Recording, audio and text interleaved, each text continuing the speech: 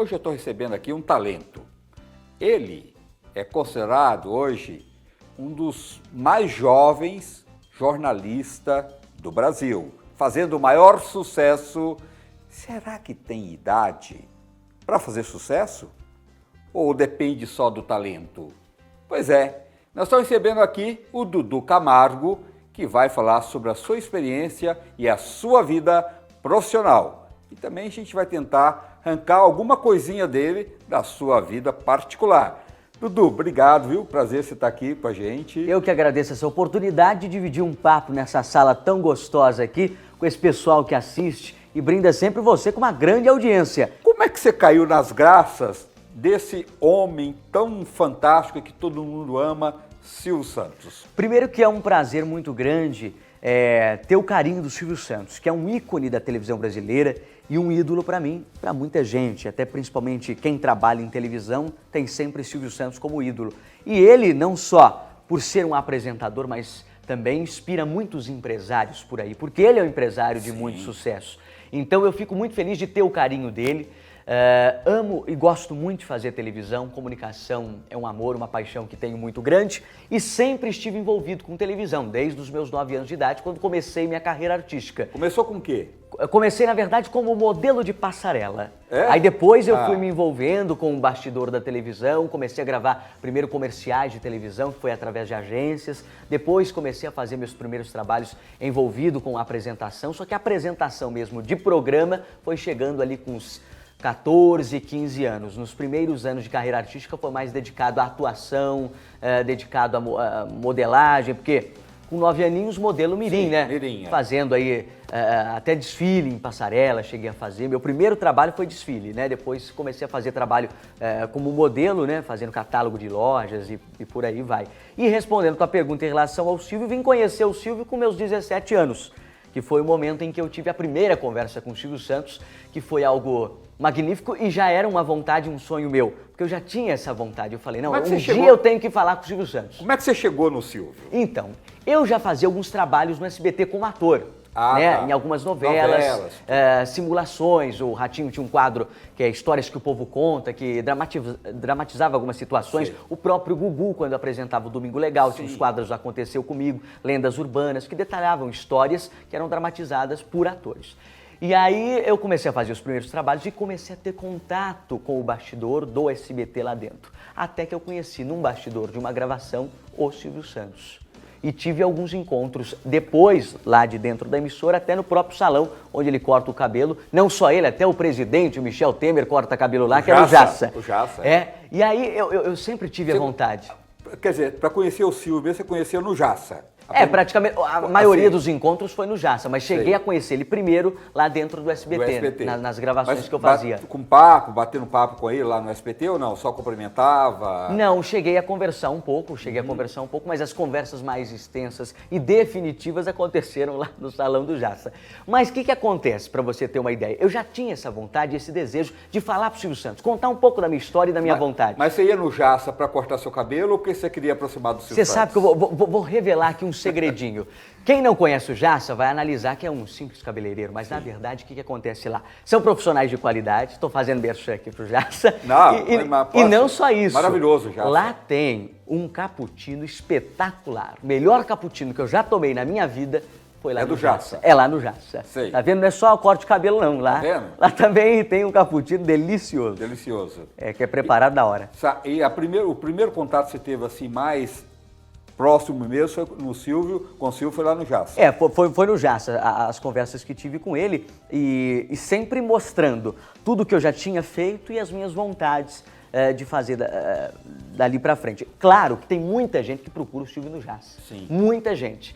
Mas... não é todo mundo que... Não é todo mundo. Nem tem tempo para isso, exatamente, nem tem espaço. Exatamente, né? É verdade. E outra coisa, aí você começou no jornalismo lá dentro do SBT muito jovem, né? Você sabe que eu comecei a fazer uns trabalhos como ator dentro do SBT que eram através de agência. Só que, na verdade, eu comecei e meu primeiro contrato que eu fixei com o SBT foi fazendo aquele personagem. Hoje em dia o SBT tem um programa nas tardes que se chama Fofocalizando, mas antes o programa se chamava Fofocando. Era com o Leão Lobo, com a Mama Brusqueta, e tinha um personagem, que era um que usava um smoker e um saco na cabeça, que era conhecido como personagem Homem do Saco. Que foi uma criação até do Silvio, esse personagem. Sim. E aí eu comecei a fazer esse personagem, porque o Silvio falou assim, ou você pega as reportagens do programa para você entrevistar os famosos, ou você faz o Homem do Saco. Eu falei, como eu quero focar mais na apresentação, por mais que eu não vou mostrar meu rosto, eu vou seguir fazendo o Homem do Saco. E comecei a fazer o Homem do Saco, mas era tudo pagamento de cachê. Depois eu consegui um contrato com o SBT, e continuei fazendo Homem do Saco, e depois fui para o jornalismo, porque as manhãs do SBT não estavam indo tão bem de audiência. Eu levei uma ideia que o Silvio gostou, não só o Silvio, mas o telespectador gosta de novidade, e eu trouxe essa novidade, um formato diferente, um formato que o SBT precisava de manhã, e graças a Deus e graças ao seu carinho, tem dado muito certo. E você está indo muito bem, né? Que bom, rapaz. Um menino de 19 anos, a gente fica tão feliz com isso, né? Apresentando, tomando frente de um programa de jornalismo de manhã no SBT e numa emissora que é a segunda emissora do país. É verdade. E você sabe que quando eu peguei o horário, era terceiro lugar de audiência, porque hoje eu faço a faixa entre 6 da manhã e 7h30, né? Segunda a sexta-feira. Era uma faixa horária que a audiência era terceiro lugar, né? A Record e a Globo ficavam na frente, e o SBT estava muito próximo de cair para o quarto lugar. A Band chegava a ameaçar o SBT. E aí eu peguei o horário, claro que televisão não é num estalo. É tudo, aquela história que televisão é hábito, realmente é verdade. A conquista. A conquista. Então, tipo, no primeiro mês, um dia eu ia muito bem, outro dia...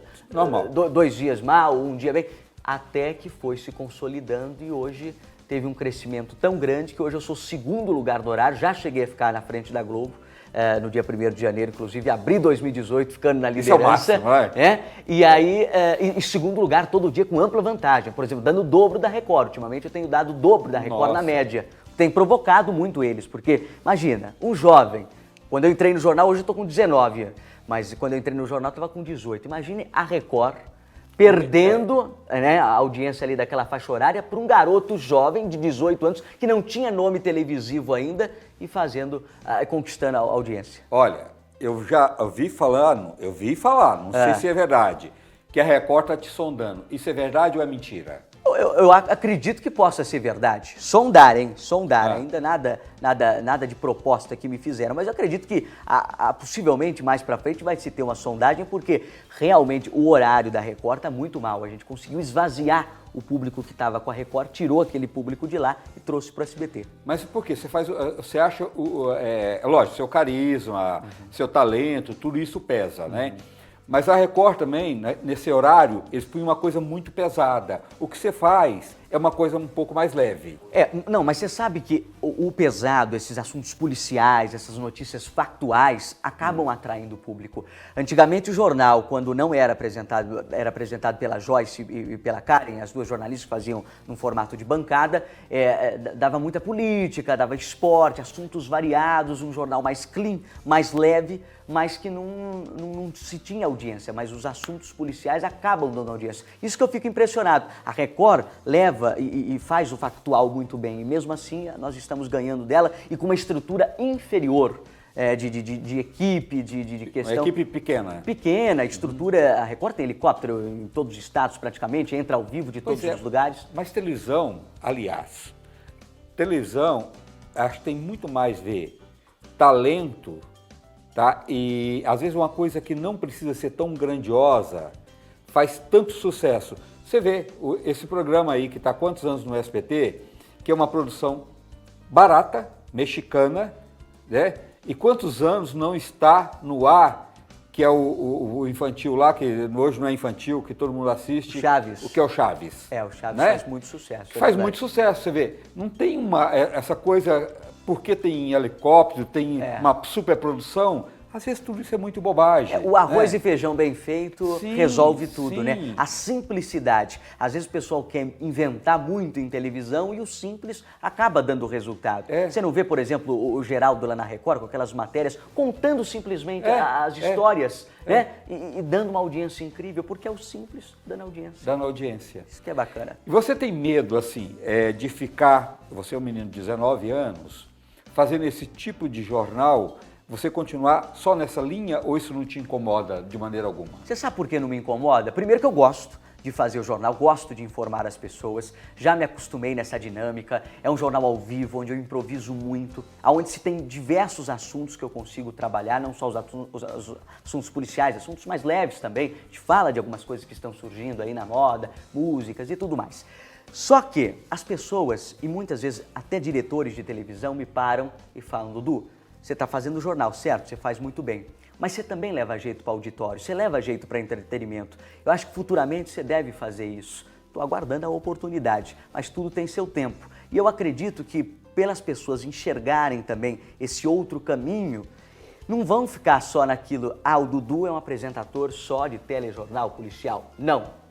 Eu tenho um outro leque, uma outra abrangência, e isso o público consegue enxergar. Por isso eu não tenho medo de ficar carimbado assim como uma marca de um jornalista policial, como é o caso do Datena, por exemplo. O Datena você não enxerga ele fazendo um programa de auditório. O Dudu Camargo você já consegue enxergar. É verdade, é verdade. Você pode mostrar isso só mostrando, fazendo. É claro. Ou, por exemplo, quando eu participei do Teleton, que é uma oportunidade que eu tive de comandar um auditório ali no palco, estava marcado para eu ficar no palco meia hora. Mas o diretor acabou esticando, eu acabei ficando no palco 1h30 no ao vivo.